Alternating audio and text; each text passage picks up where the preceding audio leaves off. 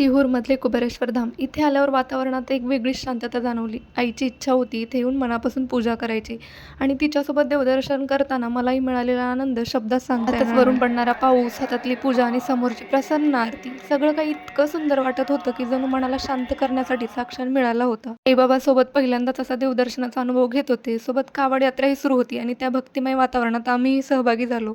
तिचा जयघोष, भजन आणि भक्तीचा उत्साह, थकवा कुठेतरी मागेच राहिला होता. शेवटी रुद्राक्ष घेण्यासाठी मोठ्या रांगेत उभं राहावं लागलं. पाय थकले होते, शरीर थकलं होतं, पण त्या रांगेतही भजनाची साथ इतकी होती की भक्तीचा आनंद तेवढाच.